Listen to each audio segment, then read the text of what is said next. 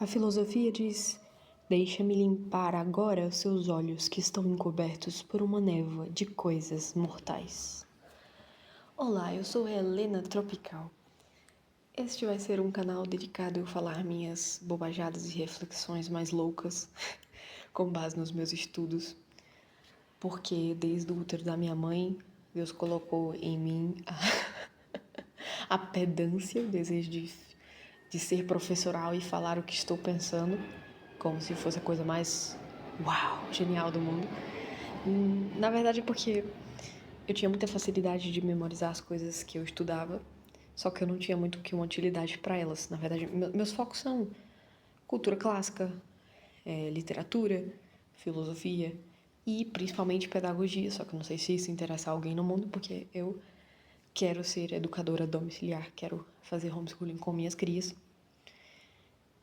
E não só o problema do que eu vou fazer com o que eu tô estudando, porque eu não posso esperar minhas crianças completarem 18 anos para eu ficar ensinando para eles sobre Platão, Boécio, Aristóteles. Não tenho como, eu preciso exercitar isso agora. Como também tem a questão do treinamento do meu cérebro, já que após alguma certa quantidade de gestações o cérebro da gente vai com Deus. Em Jesus Cristo eu tinha muita facilidade de memorizar as coisas, mas hoje em dia não tenho mais. Então, tô sendo obrigada a recorrer a uma coisa que eu nunca fiz na minha vida, que é anotar, tentar gravar, tentar ensinar para alguém sobre, porque não adianta eu ficar lendo as coisas e depois ter sido só um desperdício de tempo porque eu não consegui reter nada. Então, faz anos que eu quero ter isso aqui, faz anos que eu quero gravar sobre as coisas que eu tenho estudado como um incentivo para mim. Como eu disse, eu sou pedante, eu sou metida intelectual, então algumas pessoas faltam um pouco de humildade, né? É o meu caso. A desumildade é um problema gravíssimo. Como é que a pessoa... Eu não sou professora de filosofia, não sou nada. Eu comecei a ler filosofia um dia desse. Mesmo assim, eu quero falar sobre isso. Então, se você não tem absolutamente nada melhor pra fazer da sua existência, você tá aqui. Já me desculpo com você, que você vai... Tudo que eu falar aqui é uma primeira poluição, porque com certeza tem muito mais gente mais capacitada falando sobre o mesmo tema e sobre até outros temas do seu interesse, e você tá aqui. Sinto muito, mas a minha parte eu tô fazendo pra agradar a mim mesma, que tem muitos anos que eu preciso extravasar esse meu desejo de ter um podcast falando sobre as coisas mais medonhas que eu... sobre as minhas convicções tiradas da minha cabeça aqui, sobre o que me tem fascinado. E eu não tanquei. Ai, meu Deus, tô tentando falar formalmente, mas o linguajar de adolescente veio, peço perdão. Eu não aguentei o senhor Anísio Manlio Torquato Severino Boécio, autor de As Consolações da Filosofia. Eu comecei a ler e simplesmente cada parágrafo eu ficava arrepiada. Não, infelizmente, eu só posso pedir a você que leia, porque eu não tenho repertório suficiente para descrever tudo que eu encontrei nessa... Enfim, eu vou começar pela biografia do sujeito Boécio.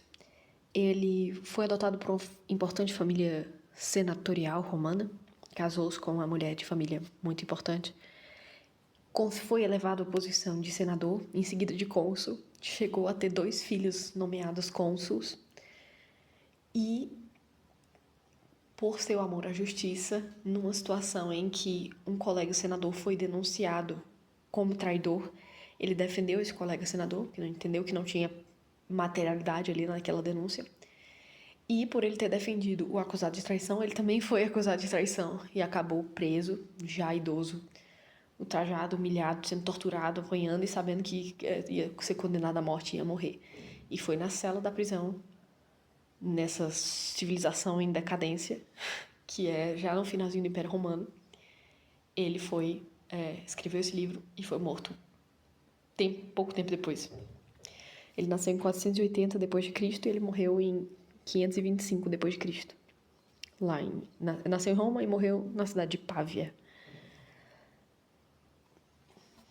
Então, o início dessa obra, no início ele recebe uma visita da filosofia. Aliás, no início dessa obra, ele está escrevendo poesia de sofrimento. Ele ele recebe as musas, né? As musas são divindades gregas associadas principalmente à arte, mas depois começa a ficar confuso, porque também a filosofia tem as musas dela, entendeu? Então, musa tem muito a ver com inspiração. Então, as musas vieram para que ele se inspirasse para escrever um poema de profunda angústia e sofrimento em homenagem à situação horrível pela qual ele está passando. E aí sim ele recebe, ela entra a filosofia e diz: essas atrizes, essas sereias, fora, expulsa as musas. E a filosofia diz: eu vou te oferecer cura, porque elas não são capazes de te curar, elas só são capazes de piorar a sua situação. E não parece com a gente hoje, cara. Quem nunca ficou triste, tomou um pé na bunda e foi escutar Radiohead, I'm a Creep.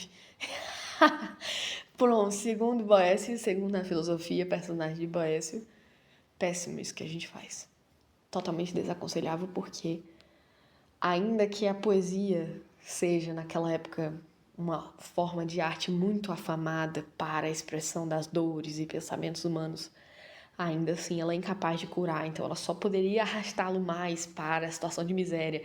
E quando ela chega à filosofia, chega à cela, metaforicamente, chega à mente dele, trazendo clareza mental, não pode fazer outra coisa que não expulsar aquilo que procurava homenagear a circunstância horrível. Então, você ficar procurando circunstâncias horríveis, lamentando, dificilmente vai te tirar da situação horrível que você está. E, na verdade, o que ele tinha não era uma oportunidade de fugir da cela e se salvar, mas ele tinha uma oportunidade de se salvar da angústia naquele momento. Assim, na mente dele, ele poderia interromper o sofrimento. E, na verdade, a filosofia se propôs a isso. Dizer que ele não deveria estar sofrendo. Por isso que há as consolações da filosofia. A filosofia veio para consolar ele num momento de grande angústia que nada poderia ser feito. Apenas o consolo. É isso mesmo, você vai morrer. Deu tudo errado. Mas, vamos escrever o maior tratado. Um dos maiores tratados da humanidade. Não é o maior, mas um dos maiores.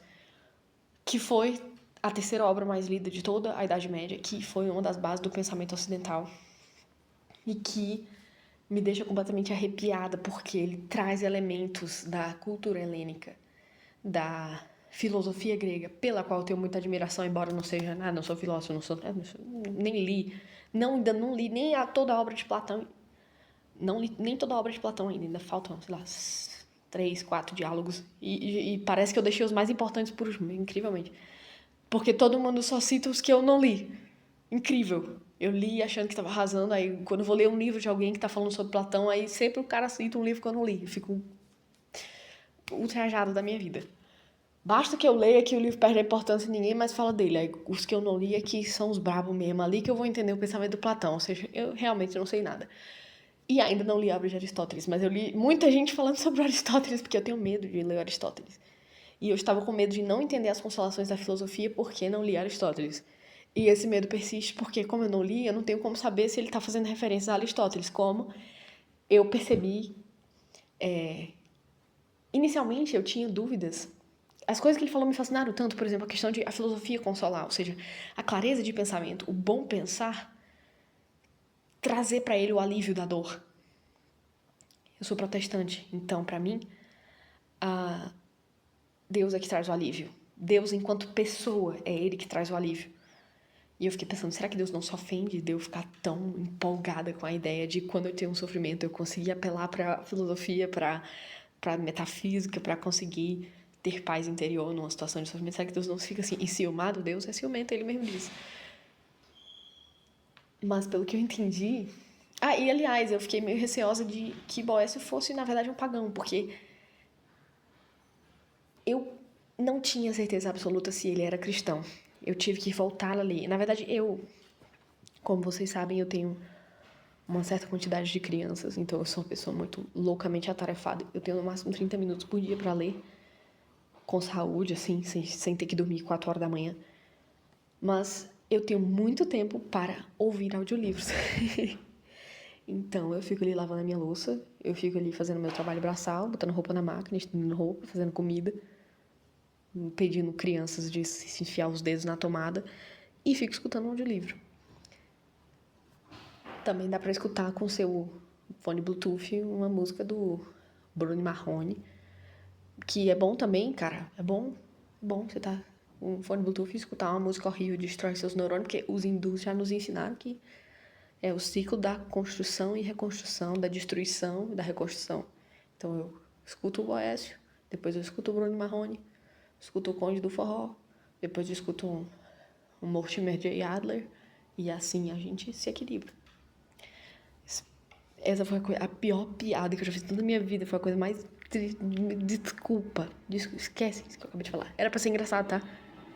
Na minha cabeça isso ia soar muito engraçado, mas eu não soube executar. Eu não nasci pra fazer stand-up, eu nasci pra fazer podcast, mas aí eu fico tentando fazer stand-up no meio de uma aula séria, sobre uma das maiores aulas. Uma aula? Peraí, calma lá, amiga. Precisamos sentar aqui e conversar. Isso aqui não é aula coisa nenhuma, que eu não sei de nada. Eu tô me batendo pra saber se eu entendi o que o cara falou. Eu quero saber se eu entendi o que ele falou. Eu nem entendi que era da aula. Aula pra quem? Cretina. Então, vocês já viram, eu sou esquizofrênica, né? Não de verdade, só aquela coisa que a gente fala que a pessoa é doida. Eu sou essa, não sou esquizofrênica mesmo, tá? Tô falando com ressalvas porque eu convivo com uma pessoa que é realmente esquizofrênica. E é muito pior, é muito feio, muito feio. Então, eu sou louca dentro dos padrões da normalidade. Então, quando eu escutava o audiobook das Consolações da Filosofia, eu não tive certeza absoluta pelo excesso de referências helênicas que ele faz, justamente por citar as musas, justamente por ter a deusa da filosofia, justamente por ele citar a deusa da fortuna, não tive certeza absoluta de que ele era cristão. Então, precisei sentar, pegar o livro escrito e ler atentamente, porque muita coisa me parecia citação indireta da Bíblia. E confirmou-se que ele de fato é cristão, porque a filosofia mesma fala para ele que... Mas você parece que está achando que a fortuna, isto é, ele também chama a personagem, a personificação dos eventos aleatórios do destino de fortuna. Ela fala, você não acha que você acha mesmo que a fortuna que ela se governa a si mesma? Não, existe um criador que direciona a fortuna. E ele, em outro momento, é perguntado pela filosofia sobre a ordem do universo e ele fala, não, estou convencido, eu bato o pé. O universo é governado pelo Deus Criador. E também a própria questão da filosofia ter vindo personificada como uma dama, né? Exatamente igual no livro de Provérbios. Na primeira vez que eu li, eu lembro, não sei se vocês já leram a Bíblia, mas assim, quando a gente vai se aproximar de Bíblia, a gente não entende nada, cara. É literatura hebraica, não tem... Meu Deus. Eu não entendo como foi que a gente conseguiu se distanciar tanto da literatura hebraica. E no meu caso era mesmo ignorância, coitada, eu tinha, sei lá, 15 anos. Então, quando eu comecei a ler o livro de Provérbios e Salomão começou a falar, porque a sabedoria clama nas esquinas, ela fala em voz alta, mas todos a ignoram. Ela diz, eu estava não sei aonde, fazendo não sei o quê. E aí começa a sabedoria a dar os exemplos dela. Eu estava com Deus quando ele criou o mundo. Aí eu ficava, meu Deus, como assim? Então, realmente existe uma entidade chamada sabedoria que estava junto com Deus. É tipo um politeísmo. Meu Deus, eu fiquei horrorizada com aquilo ali.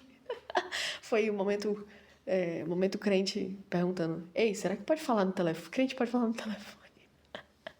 Crente pode ler livro. Porque alguma passagem dá a entender alguma coisa que poderia ser interpretada como... Então, eu imagino que talvez o Boécio tenha se inspirado na musa da filosofia. E, aliás, também me parece muito com o livro de Jó, que por acaso estou lendo nesse momento. Que Jó tá passando por uma grande angústia, e aí os amigos dele vêm tentar trazer ele à razão, só que os amigos dele também não são muito racionais. E aí fica um debate entre ele, nos sofrimentos dele, e os amigos dele tentando convencer que Deus é justo. Parece um pouco o que acontece aqui no Boécio. Outro momento que eu tive que ter certeza que ele é cristão, aliás, eu pesquisei, né? Porque nessa época em que ele nasceu, o Império Romano não só já havia legalizado o cristianismo, como já tinha se tornado a religião oficial do Império. Então, era muito pouco improvável que ele não conhecesse a teologia cristã, né? Então, conhecer ele conhecia. E ele parece fazer citações de passagens muito específicas. A exemplo de quando a fortuna... Eu acho que eu comecei a falar sobre isso há um tempo atrás, eu esqueci completamente o fio da meada, e agora eu vou retomar. E se eu não comecei, então agora eu estou iniciando. A fortuna, ela fala, acaso sou eu a única que não posso fazer o que quero com o que é meu? Quando eu escutei isso, eu pensei, putz, isso é citação. Porque nos evangelhos tem um dado momento em que Jesus faz uma parábola em que existe um senhor dono da terra, e ele vai contratar os funcionários, e ele começa a contratar os funcionários de manhã, os funcionários ficam na praça, né? Naquela época, os hebreus, os judeus eram diaristas, digamos assim. Ou seja, você era pago pelo seu dia de trabalho. Todo mundo fazia basicamente a mesma coisa, você sabia plantar, sabia arar, sabia limpar ali um terreno. Então, você ficava na praça esperando alguém vir te contratar. E aí, a pessoa te pagava um dia de trabalho, se eu não me engano, era o equivalente a um denário. Um dia de trabalho. Como se fosse hoje R$ 150, digamos assim. E aí, esse senhor ia contratando ao longo do dia, as horas iam passando, a galera que foi contratada ficava trabalhando, e no fim do dia, próximo ao pôr do sol, ele contratava algumas pessoas também.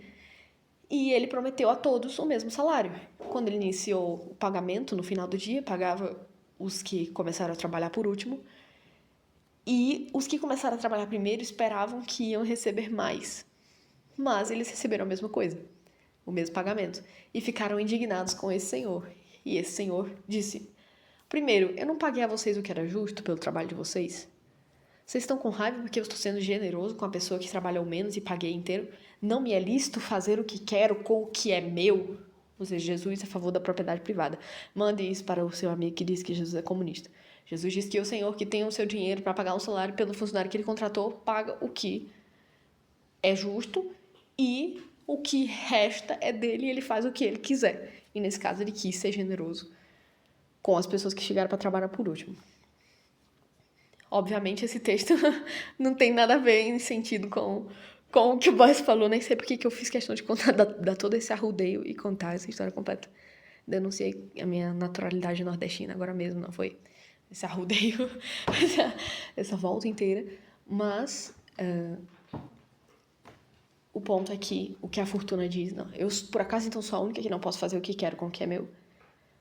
Parece ser uma citação, no mínimo, é muito pouco provável que ele tenha tirado isso de algum outro lugar. Haja visto que os evangelhos eram tão populares. Então, vamos começar? 17 minutos? Vamos começar. Então, quando a filosofia chega, é emocionante. Ele começa a descrever ela, então ela é uma mulher que parece ter uma estatura normal e às vezes ela parece ir até o céu. E as vestes dela foram tecidas por ela mesma, uma coisa muito, muito complexa, um tecido muito complexo. E, ao mesmo tempo, as vestes dela estão manchadas e rasgadas, como um sinal de maus tratos e descaso que ela passou. Em uma das mãos ela traz um caderno e na outra mão ela traz um cedro. Aí, meu fera, não queira que eu explique pra você o que quer dizer um cedro. Eu já vou explicar o que depois ele mesmo diz sobre ela ter sido... sobre o tecido das roupas dela estarem faltando partes. E o fato dela ter sido maltratada e ter descaso é óbvio. Ele quer dizer que a filosofia não é muito benquista pelos homens. Ela tá meio que... embora ela seja gloriosa, ela tá de lado. Ainda mais naquela época ímpia, naquele fim de império, em que um homem justo como ele estava sendo condenado de forma atroz. Agora, um cedro? Por que ela tá com cedro na mão? Não sei, galera. Nem sabe. Um caderno, eu entendo, né? A filosofia tá segurando um caderno, ok. Mas um cedro? Uma árvore? E aí eu fui pesquisar. Eu sei, biblicamente falando, que os hebreus tinham o cedro como uma árvore imponente. É amplamente citado na Bíblia. Tanto o templo, o primeiro templo, quanto o segundo, tem cedros na sua estrutura, que os palácios eram construídos com cedro. E quando queria se falar de algo imponente, tu és como o cedro do Líbano. Deus, quando fala, estremece até os cedros do Líbano. Então, era algo forte, resistente, imponente. Era uma árvore nobre, usada em construções importantes. Ok, mas por que a filosofia está segurando um cedro, meuzinho? Até agora eu não entendi. Aí eu pesquisei que cedro significa lealdade, confiança. Bom, algum professor de filosofia que me encontrar, por favor, me ajude a descobrir por que Boécio diz que a filosofia chegou segurando um cedro. Algum significado tinha e quem leu na época entendeu, mas pra mim houve aqui um pequeno corte no telefone sem fio e eu não fiquei sabendo. Então, e ela também me impressionou muito. Quando eu tava ouvindo, eu não compreendi o audiolivro. E dizia que na parte inferior do seu manto tinha bordado a letra Pi. E na parte superior do manto da filosofia, gloriosa donzela, tinha bordado a letra Teta. Mas quando eu peguei o livro pra ler, mesmo sem ser ouvindo, fiquei completamente retardada de minutos atrás. Eu cliquei em gravar, todo o meu vocabulário extenso desapareceu. Que é Deus me humilhando pra eu parar de ser soberba e desistir de fazer isso aqui. Mas vamos lá. Na nota de rodapé dizia que a letra Pi é o nosso P e significa prática. E a letra Teta é o nosso T e significa teoria. Então, tanto a prática quanto a teoria estavam no manto da filosofia. Ambas são indissociáveis e tal. Eu lembro que eu vibrei na hora que eu li isso. E aí a donzela da filosofia lamenta profundamente a situação de humilhação dele. E ela diz, você que outrora estava olhando o curso das estrelas, que você que estava fazendo cálculos matemáticos, previsões, você que estava, estudando a escola eleática, discípulo na escola acadêmica, isto é, eleática é a de Eleia, de Parmênides e turma, companhia limitada. E a acadêmica era a de Platão, Então você agora, ó infeliz, é compelido a prender os olhos ao chão. Carrega a visão estoica de que ele tá sofrendo porque ele tá olhando só para a própria situação. Ele tá com os olhos presos ao chão por causa da circunstância dele. Mas se ele tivesse com os olhos fitos nos lugares certos, se ele tivesse com o raciocínio muito claro, muito ordenado, ele não estaria sofrendo. Eu não sei, cara, nesse sentido aí eu já discordo dos estoicos. Eu acredito que sofrer é inevitável. Eu fico, uma noite sem dormir, eu já fico perguntando por que Deus me fez vir ao mundo. Igual Jó. E ela começa a usar várias metáforas, dizendo que ela é enfermeira, dizendo que me fale qual é o seu problema, porque você não deve ocultar a sua ferida do médico que ela veio para tratar.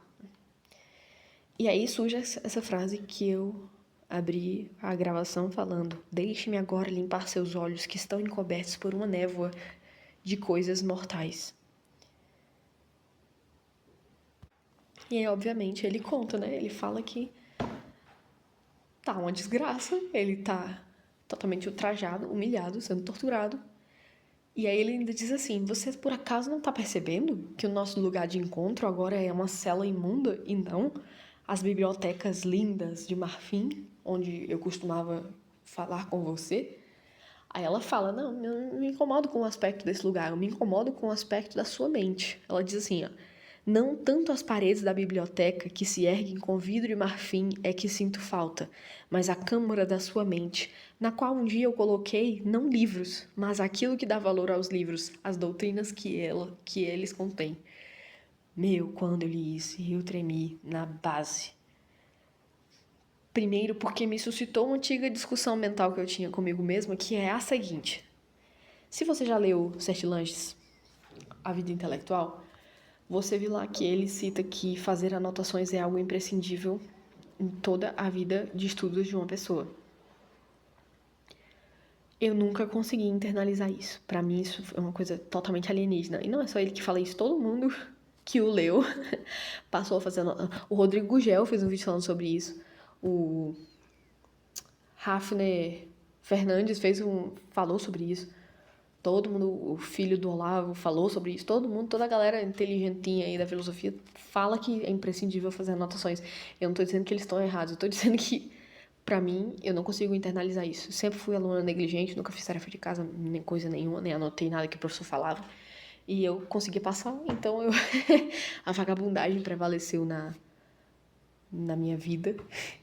Acabei sendo uma aluna muito negligente, embora eu conseguisse passar de ano, tinha até boas notas, mas não criei o hábito de fazer treinamentos difíceis. Então, assim, com certeza eu poderia ter aprendido muito mais com as escolas caras que meus pais pagaram pra mim, mas eu não aprendi porque era vagabundo, infelizmente. Me ensinaram a ser sabichona e não me ensinaram a ter disciplina. É triste, agora eu vou culpar meus pais. Mas então, escutem o que a filosofia diz. Na sua mente, em que coloquei não livros, mas aquilo que dá valor aos livros, as doutrinas que eles contêm. Por óbvio, se uma pessoa tem 1000 livros na biblioteca, se ela já leu 1000 livros, mas se não ficou nada com ela, é inútil. Então a filosofia não pode sentir falta de livros, ela sente falta de pessoas em que ela se incorpora. Então, as anotações enquanto uma memória externa, que é o que muitos falam, uma memória externa ao cérebro, para mim isso é loucura. Como é que você quer uma memória externa ao seu cérebro? É claro que se nós estamos falando de dar uma palestra, de dar uma aula, aí sim, porque você precisa não só saber o conteúdo que você vai ensinar, você precisa saber a ordem, a forma como você vai concatenar os fatos para fazer sentido para as pessoas. Mas o conteúdo em si está todo interno na sua cabeça, de modo que você consegue fazer uso dele a qualquer momento, certo? Então, eu ainda não consegui conciliar uma vida de estudos com uma vida também de anotações. Mas eu tô vendo que está se tornando necessário, porque, como eu disse, meu cérebro está atrofiando depois de perder 50 trilhões de toneladas de nutrientes para transferindo ele para crianças. Eu fiquei meio lelé. Agora eu vou ter que me empenhar um pouco mais na aquisição, na manutenção dos conhecimentos dentro da minha cachola. Então, o valor dos livros, ela fala aquilo que dá valor aos livros, as doutrinas que eles contêm. Ou seja, o livro só tem valor na medida em que ele tem doutrinas capazes de impregnar-se em Boécio. Se Boécio estivesse na cela com as doutrinas dos livros na cabeça dele, então a filosofia não estaria de boa. Não é a falta dos livros, é a falta das doutrinas dos livros na cabeça de Boécio. Então, por que que... Agora aqui é uma coisa que é digna de uma pintura, se eu soubesse fazer pintura. Renascentista, pintura bonita, pintura tal qual um Rafael, eu faria porque eu pesquisei e não tem. Se alguém souber uma pintura sobre isso, sobre essa metáfora, eu gostaria muito de tomar conhecimento. Por que que a filosofia, a dama, a donzela da filosofia que adentra a cela de Boécio estava com as vestes rasgadas?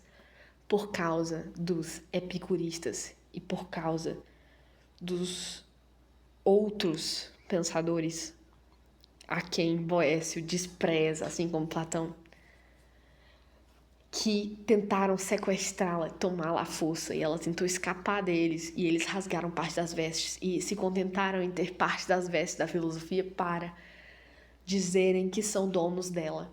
E os tolos viam aquelas partes de vestes da filosofia depositadas sobre os epicuristas e outros grupos assim, e pensavam que agora a filosofia pertencia a eles, isto é, para Boécio, assim como para Platão, esses grupos, os epicuristas, são uma abominação, são uma coisa medonha que se passa por filosofia, porque, de fato, eles surgem ali próximo, não é? Não é como os sofistas que já existiam antes, mas é alguém que finge que dialogou com Platão e que pegou alguma coisa da forma de pensar filosófica, que se diz filósofo, mas sem ser, ao menos na visão de Boécio e de quem continuou o legado de Platão. A filosofia epicurista é uma coisa sem pé nem cabeça. A filosofia de Demócrito é uma coisa sem pé nem cabeça. Não são só que se passam por... Não são só pseudo-filosóficos, mas também são violentos. Eles tentaram tomar a filosofia à força. Né? Ela conta, não, eu tô assim porque eles tentaram me tomar à força. Eu achei linda essa metáfora também, muito bem. Enfim. Outra coisa interessante é que nessa época a filosofia não era como para nós hoje significar... Ai, meu Deus, eu perdi a capacidade de formar uma frase agora, meu. Calma, tô cansada, já são 11 horas da noite, por isso que eu tô lentinha. A filosofia para essa obra, e naquela época, não é como a visão que nós temos da filosofia hoje, isto é, epistemologia, metafísica, moral, ética. Não. A filosofia contemplava todas as ciências, então em diversos momentos ele fala que ele estava com a filosofia ao estudar os astros. Então para nós isso é astronomia, isso é uma coisa totalmente separada. Ele fala que estava com a filosofia ao estudar matemática, mas para nós matemática e filosofia são duas coisas totalmente opostas, só que por causa dos pitagóricos, e ele se considera de certa forma admirador de Pitágoras, a filosofia e a matemática são uma coisa só. Aliás, a matemática é até uma teologia para Pitágoras. Não, você consegue chegar aos deuses com o uso da matemática. A coisa mais perfeita, mais próxima dos deuses que existe são as abstrações numéricas, que são imateriais e tal. Toda aquela coisa do platonismo. que eu não gosto muito porque sempre fui aquela aluna ruim em matemática. E na verdade eu tô me interessando por matemática agora. Deus queira que em algum momento da minha vida, nos próximos anos, eu seja capaz de estudar realmente matemática. Não tô falando de as 4 operações, isso aí eu sei, tá? Suave. Eu tô falando de realmente álgebra, trigonometria, essas coisas medonhas assim. Porque na minha época de escola eu tinha o pensamento revolucionário de que se estavam me impondo isso era a educação bancária e estavam hipervalorizando os conhecimentos nessa área porque gostavam de ter alunos alienados que não conheciam a dialética histórica. Eu com 12 anos lá querendo... Não, isso é um absurdo porque querem educação bancária. Não se importam comigo que sou uma aluna boa em humanas, história, geografia. Não, eles querem que eu seja boa em matemática, então eu não serei. Por quê? Porque ninguém me manda. Completamente jegue da cabeça. Agora eu tenho que estudar matemática. Que eu poderia ter estudado lá quando eu não tinha mais nada pra fazer. Agora eu tenho que impedir crianças de comer veneno, de enfiar o dedo na tomada o dia inteiro. E eu tenho que aprender latim e matemática. Sem tempo, irmão. Mas agora que... É incrível também, porque você criar um filho com mentalidade revolucionária é simplesmente a ideia mais insana possível. Não sei como que alguém parou e pensou, eu vou ensinar pro meu filho que as regras do mundo são impostas pelas elites, sabe? Tipo assim, uma coisa meio Foucault, né? Então, uma coisa meio Nietzsche, assim, também, que as regras são impostas pelos... Não, Nietzsche nem tanto, porque Nietzsche diz que as regras são impostas pelos fracos, né? Não, é uma coisa meio Marx, que a moral religiosa, que os conhecimentos estão tudo a serviço das elites, não é? E tudo relativo, e então... então, filho, toda regra existe para o arbítrio de quem... Pelo arbítrio de quem as impôs e para prejuízo de quem está submetido a elas. Como é que você ensina isso pra criança, meu? Pra adolescente. Então tá bom, então agora eu vou usar droga, que a regra que você colocou aí de não poder usar droga é para arbítrio seu e prejuízo meu. Então eu vou ser feliz aqui e me revoltar contra o sistema. Meus pais mandaram essa mesmo, como assim? Completamente na cabeça. Graças a Deus que Jesus me converteu nos meus 15 anos, senão eu não sei que poço de loucura que onde que eu tava. Agora me pergunte por que eu comecei a falar de tudo isso, eu não faço a mínima ideia. Por que eu comecei a falar desse assunto da minha rebeldia juvenil. Ah, sim, que agora eu tenho que estudar matemática. A diferença com que, agora entrando um pouco em pedagogia, né? Ai, meu Deus, essa palavra é muito infame, né? Pedagogia. Você já pensou as tiazinhas aqui que não passaram em outras coisas no Enem e aí estão fazendo pedagogia pra tirar a meleca de menino do nada. Eu estou usando pedagogia no sentido grego mesmo. Como alguém que vai pegar um ser humano ignorante e torná-lo sábio. Esse que era o pedagogo. Não necessariamente precisa nem ser sequer uma criança.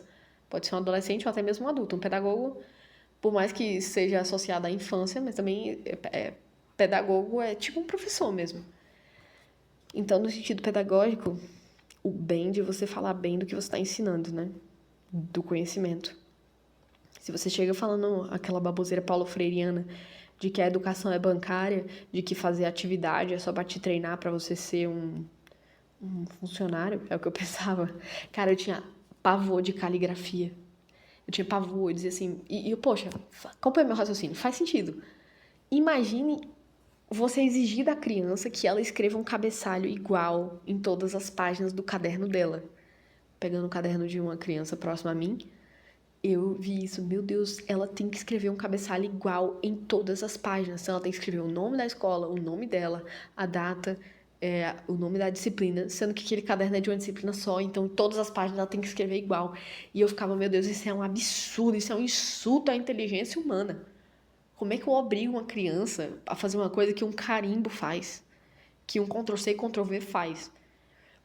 Essa minha crítica ainda continua 50% de pé, porque hoje eu estudei os benefícios da caligrafia, da escrita manual e do simples fato de você fazer um exercício e um esforço. Então, você exigir da criança um exercício e um esforço é bom. Não necessariamente é para ela se tornar um escravo do sistema. Não, eu queria eu queria ser capaz de ser disciplinada e fazer todo dia coisas que não são glamourosas e que não são extremamente criativas. Então, tipo assim, o que tem de glamouroso em você lavar todos os dias o mesmo copo? Faz parte, a gente lava. Ainda mais eu que fui criada com viés marxista, eu tenho dificuldade absurda em ter uma pessoa cuidando da minha casa, uma empregada doméstica me ajudando nos afazeres domésticos. Eu me sinto mal, eu me sinto assim, não consigo, me sinto mal mesmo. Até quando vem uma diarista, uma vez na vida, eu me sinto culpada, porque eu sinto que estou explorando a força de trabalho de uma pessoa que está numa condição inferior a mim e estou numa condição de privilégio em relação a ela. Que ela tem que limpar a minha sujeira porque eu sou incapaz e não sei o quê. Então, assim, no fim, o resultado da obra é que eu tenho que lavar meu próprio copo. Então, eu tenho que lavar todos os dias o mesmo copo e não preciso de nenhum esforço intelectual para isso. E me sinto mal, mas faz parte, faz bem pra minha alma. E é tal qual a criança escrever toda a vida o mesmo cabeçalho na tarefa. E eu ainda não sei que tipo de exigência eu vou fazer para meus discipulinhos quando for a vez deles. Mas eu sei que o ato de treinar caligrafia é bom pro cérebro. E na minha infância eu achava isso a coisa mais abominável do mundo. Tipo assim, por que você vai exigir que eu copie uma frase mecânica se eu deveria estar aqui criando os novos Lusíadas? A minha humildade me acompanha desde o dia que eu nasci, como vocês podem perceber. E uma das coisas que a filosofia fala para consolar Boécio é que ele não deveria nem estar surpreso pela situação que ele está passando. Porque Sócrates passou pelo mesmo.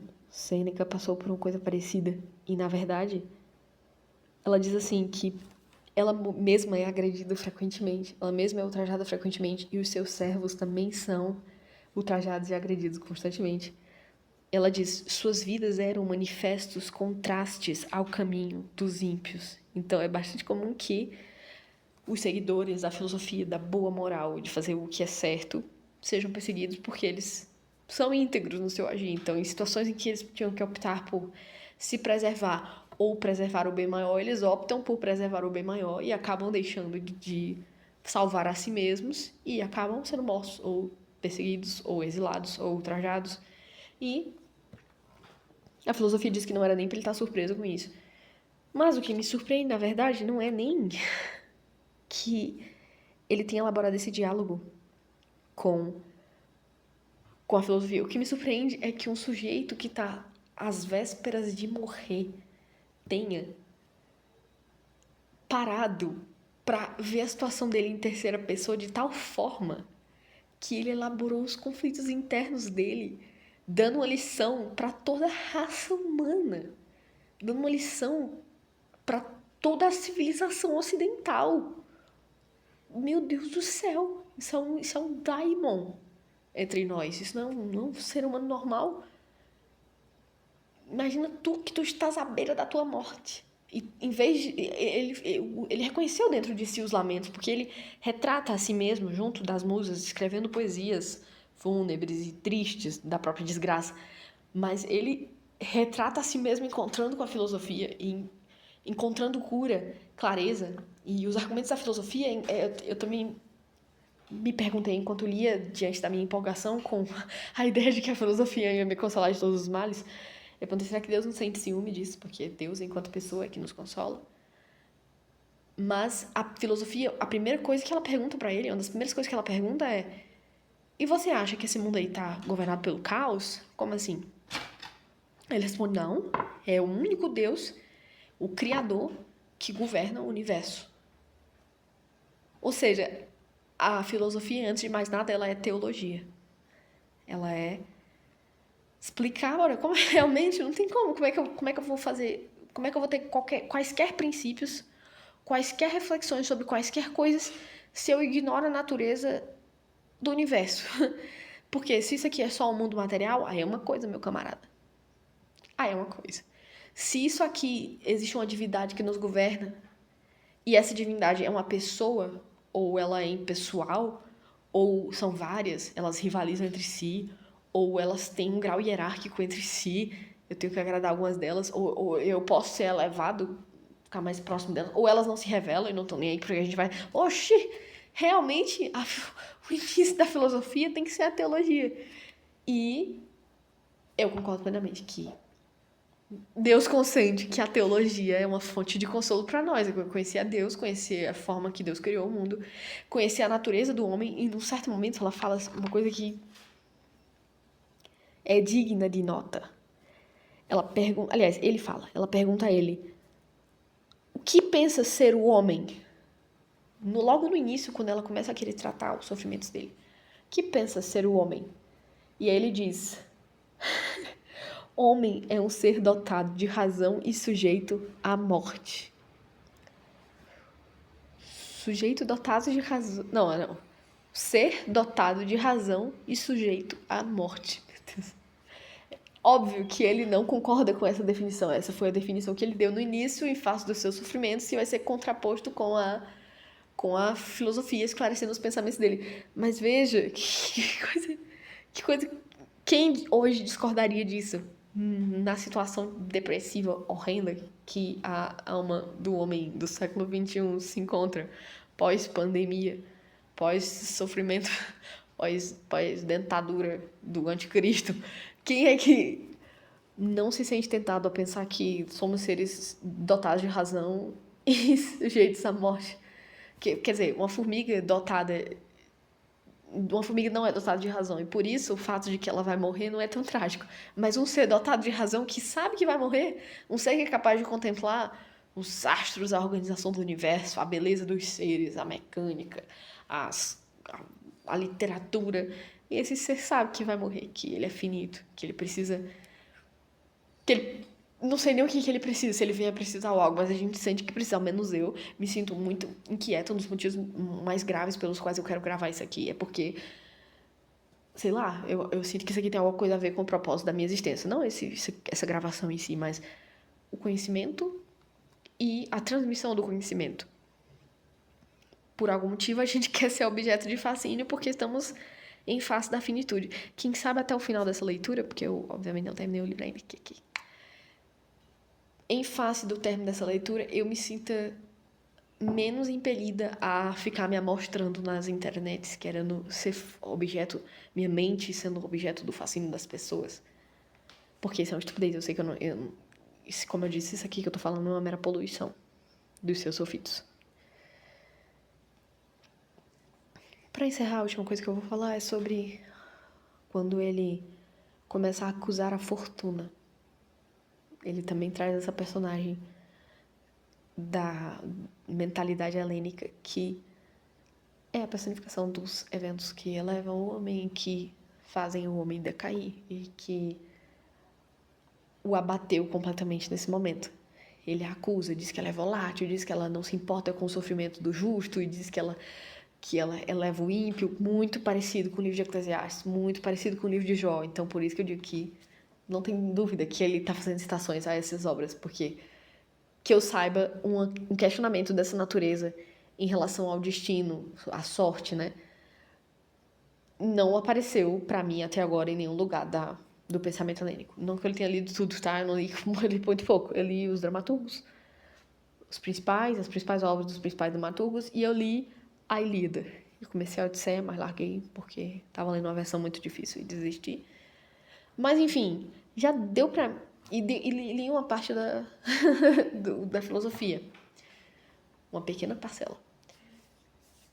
Mas um questionamento dessa natureza, de acusar o destino, de elevar o ímpio e abater o santo, de elevar uma pessoa que é indigna, de dar sucesso aos indignos e abater os perversos, isso é muito característico do livro de Eclesiastes e do livro de Jó.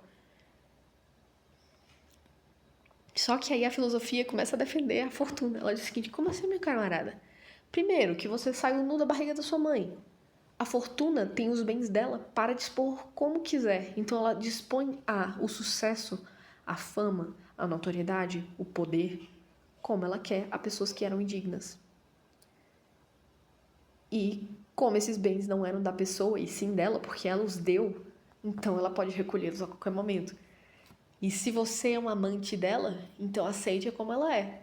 Ela é assim mesmo, ela é volátil. E se você a odeia, então odeia pelo que ela é. E reconheça que ela lhe deu a posição elevada que você chegou a ter, as alegrias e as honras que você chegou a ter. Então, se foi ela que o deu isso, então você deve ser grato a ela, porque ela deu coisas, você usufruiu de coisas que não eram suas por muito tempo. E aí é lindo pensar assim. Na verdade, é lindo que ele console a si mesmo com esses pensamentos. Porque eu, como eu disse, se eu ficar sem dormir uma noite, eu desgosto da vida, eu pergunto pra Deus por que me botou nessa desistência, não é? O gnosticismo vem na hora, de que essa existência é só sofrimento, né? Eu não consolo a mim mesma assim. A Mas filosofia estamos diz: diante de um sujeito deixe-me limpar medonho, agora os seus olhos que estão daimônico, cobertos por uma de um névoa de sujeito coisas mortais. grande Boécio, que Olá, mal eu sou conheço e já Helena considero pacas. Tropical. Este vai ser um canal Agradeço muito dedicado você a ter ouvido falar até aqui. minhas bobajadas e reflexões Eu sou a mais Helena loucas, Tropical, esse aqui é um com canal base de nos meus estudos. bobajadas Porque pretensiosamente desde o útero da culturais, minha mãe, cultas. Deus colocou em mim Conte comigo para mais a referências. pedância, o desejo de As ser coisas que eu professoral e considero na falar minha o que cabeça estou que são pensando, cultas e vai ter como se sempre fosse aqui, a coisa porque eu tô mais estudando e na verdade eu vou trazer um bocado de genial coisa do mundo. que não tem ligação com isso, Na porque verdade, eu porque vou ficar querendo palpitar de eu tinha muita temas facilidade recentes de e tal. Eu não memorizar as conheço. coisas que eu estudava. Nem vou me Só que eu não comprometer que tinha esse aqui muito vai ser um canal de resenha, porque para não. elas. Na verdade, meus focos Eu são sou cultura clássica, literatura, indisciplinada desde o dia que filosofia eu e botei os olhos no principalmente mundo. pedagogia. Só que eu não sei se isso Forte abraço interessa a alguém no todos. mundo, porque eu Até a próxima. quero ser educadora domiciliar, quero fazer homeschooling com minhas crias. E não só o problema do que eu vou fazer com o que eu tô estudando, porque eu não posso esperar minhas crianças completarem 18 anos para eu ficar ensinando para eles sobre Platão, Boécio, Aristóteles. Não tenho como, eu preciso exercitar isso agora. Como também tem a questão do treinamento do meu cérebro, já que após alguma certa quantidade de gestações o cérebro da gente vai com Deus e Jesus Cristo. Eu tinha muita facilidade de memorizar as coisas, mas hoje em dia não tenho mais. Então, tô sendo obrigada a recorrer a uma coisa que eu nunca fiz na minha vida, que é anotar, tentar gravar, tentar ensinar para alguém sobre, porque não adianta eu ficar lendo as coisas e depois ter sido só um desperdício de tempo porque eu não consegui reter nada. Então, faz anos que eu quero ter isso aqui, faz anos que eu quero gravar sobre as coisas que eu tenho estudado como um incentivo para mim,